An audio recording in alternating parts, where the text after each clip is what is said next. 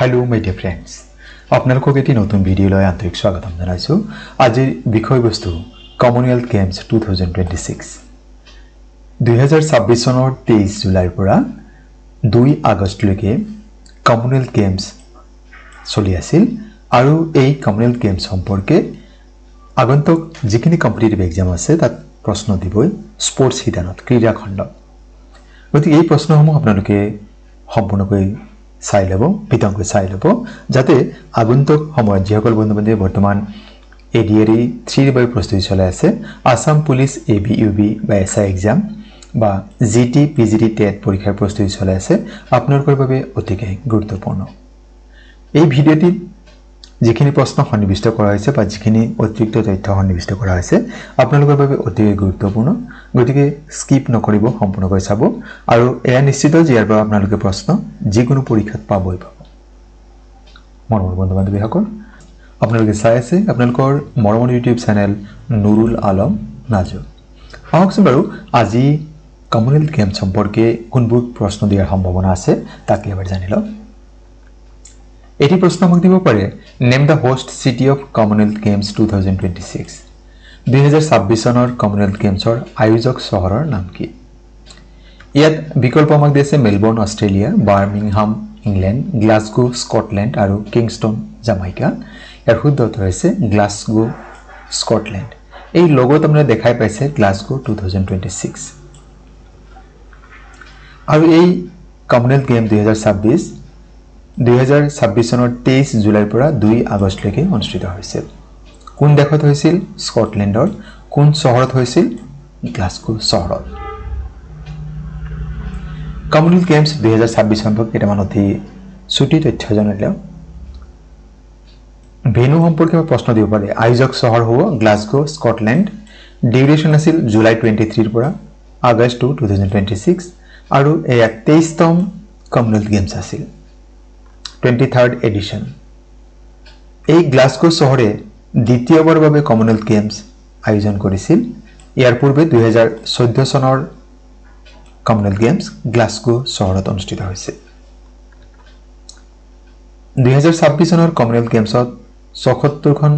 দেশ বা টিমে অংশগ্ৰহণ কৰিছিল আৰু ইয়াৰ ক্লোজিং সেৰিমনি অনুষ্ঠিত হৈছিল ওভো হাইড্ৰো এৰেনাত ভাৰতৰ মীৰাবাই সানু ওয়েট লিফটাৰ হয় আৰু লভলিনা বৰগোহাঁই তেখেত বক্সিঙৰ লগত জড়িত এই দুজনে ভাৰতৰ যেটো ফ্ল্যাগ হয় এই ফ্ল্যাগ বিয়াৰাৰ আছিল ভাৰতে 2026 চনৰ কমনৱেলথ গেমছত 13টা সোণৰ 17টা ৰূপৰ আৰু 9টা ব্ৰঞ্জৰ পদক লাভ কৰি পদক তালিকাৰ চতুৰ্থ স্থানত আছে ভাৰতৰ পৰা সৰ্বমুঠ 122 গৰাকী এথলেটছে ক্ৰীড়াবিদে 2026 বৰ্ষৰ কমনৱেলথ গেমছত অংশগ্ৰহণ কৰিছিল দিব পাৰে যে আমাক ভাৰতৰ পৰা কিমান গৰাকী খেলুৱৈ অংশগ্ৰহণ কৰিছিল কিমানটা মেডেল পাইছে সোণৰ কিমান পাইছে ৰূপৰ কিমান পাইছে ব্ৰঞ্জৰ কিমান পাইছে বা যেটো পদক তালিকা আছিল সেই পদক তালিকাৰ ভাৰতৰ স্থান কিমান আছিল এই বিষয়ে আমাক প্ৰশ্ন দিয়াৰ বহুত সম্ভাৱনা আছে এটা আমি জানি লও যে আমি বৰ্তমান যেটো কমনৱেলথ গেমছ বুলি কওঁ পূৰ্বে ইয়াৰ বেলেগ বেলেগ নাম আছিল কি আছিল আমি তাকে জানি লও 1930 চনৰ পৰা 1950 চনলৈ ইয়াৰ নাম আছিল ব্ৰিটিছ এম্পায়াৰ গেমছ 1954 চনৰ পৰা 1966 চনলৈ ইয়াৰ নাম আছিল British Empire and Commonwealth Games 1970 চনৰ পৰা 1974 চনলৈ ইয়াৰ নাম আছিল ব্ৰিটিছ কমনৱেলথ গেমছ আৰু 1978 চনৰ পৰা ইয়াৰ নাম কমনৱেলথ গেমছ ৰখা হৈছে আপুনি হয়তো মন কৰিছে যে 1954 চনৰ পৰা 1954 মাজতে গ্যাপ এটা আছে আমি নিশ্চয় সকলো জানো যে অলিম্পিক খেলৰ দৰে কমনৱেলথ গেমছসমূহ প্ৰতি 4 বছৰৰ বিৰতিত অনুষ্ঠিত হয় সেইবাবে ইয়াতে 1950 দি আছে আৰু ইয়াতে 1954 দি আছে ইয়াতে 1966 দি আছে ইয়াতে 1970 দি আছে আৰু ইয়াতে 1974 আৰু 1978 দি আছে গতিকে আমি কমনৱেলথ গেমছৰ পুৰণি নামসমূহ পূৰ্বতে কি নামেৰে জনা গৈছিল আমি সেই নামসমূহ জানিলো এটি অন্য প্ৰশ্ন name the official mascot of Commonwealth Games 2026 2026 বৰ্ষৰ কমনৱেলথ গেমছৰ আনুষ্ঠানিক শুভঙ্কৰ বা মাস্কটৰ নাম কি এই আছিল 2026 চনৰ কমনৱেলথ গেমছৰ মাস্কট বিকল্প দিছে ফিন্নি পেৰি বৰবি এণ্ড শেৰা এই প্ৰত্যেকটো আচলতে কি কমনৱেলথ গেমছৰ মাস্কট আছিল কিন্তু 2026 বৰ্ষৰ যেটো মাস্কট আছিল তাৰ আছিল ফিনি এয়া আছিল 2026 চনৰ ই এটা ইউনিকৰ্ন হয় আচলতে আৰু সেৰা এই লগত যেটো ছবি দিয়া আছে এয়া আছিল 2010 চনত কমনৱেলথ গেমছ নতুন দিল্লীত অনুষ্ঠিত হৈছিল সেই কমনৱেলথ গেমছৰ মাস্কট আছিল ফিনি is the national animal of Scotland. Scotlandৰ যেটো ৰাষ্ট্ৰীয় জন্তু হে আছে ফিনি পৰৱৰ্তী প্ৰশ্ন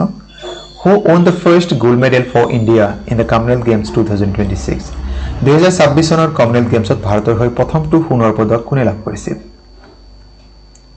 সাইখম মীৰাবাই চানু জেসমিন লম্বৰিয়া প্ৰীতি পাৱাৰ অৰুন্ধতী চৌধুৰী এই প্ৰত্যেকই সোণৰ পদক বিজয়ী হয় ইয়াৰ প্ৰথমটো ভাৰতৰ হৈ প্ৰথমটো সোণৰ পদক লাভ কৰিছিল মীৰাবাই চানু অপচন এ আমাৰ কাৰণে শুদ্ধ উত্তৰ হয়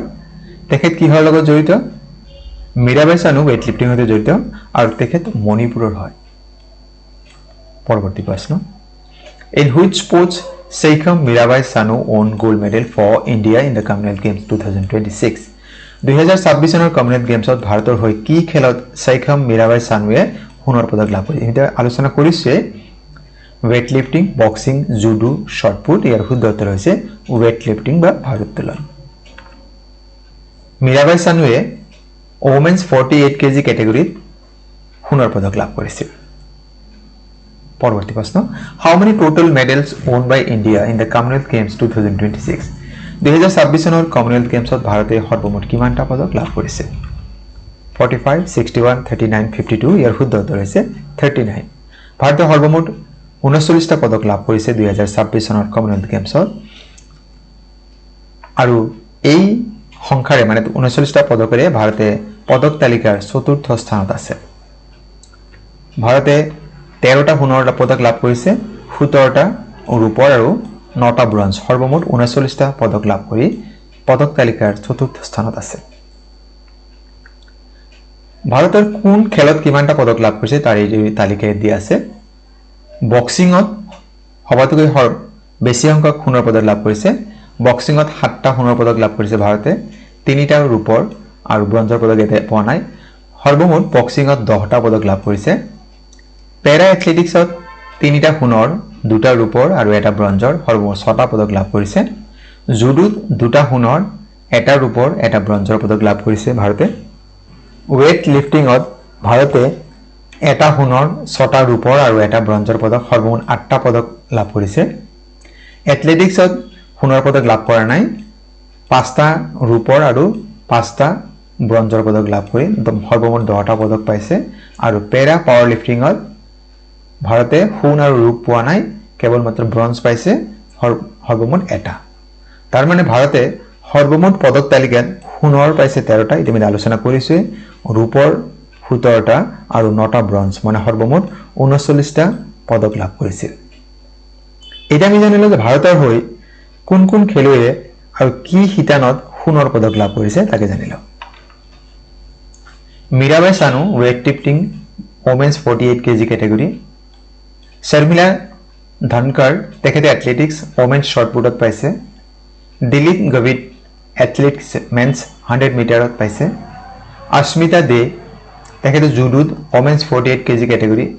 আৰু এই প্ৰশ্নটো ইয়াৰ বহুত বেছি সম্ভাৱনা আছে অস্মিতা দে হৈছে ত্ৰিপুৰাৰ এগৰাকী খেলুৱৈ আৰু উত্তৰ পূৰ্বাঞ্চলৰ হৈ তেখেতে এটি সোণৰ পদক লাভ কৰিছে হৰ্ষ সিং তেখেতে জুডোত মেন 60 kg ক্যাটাগৰীত পাইছে প্ৰীতি পাৱাৰ বক্সিংত women's 54 kg ক্যাটাগৰীত Jasmine Lamboria boxing women's 57 kg category Soman Rana athletics men's shot put Sakshi Chaudhary বক্সিংত পাইছে women's 51 kg category Priya Ghanghas boxing women's 60 kg category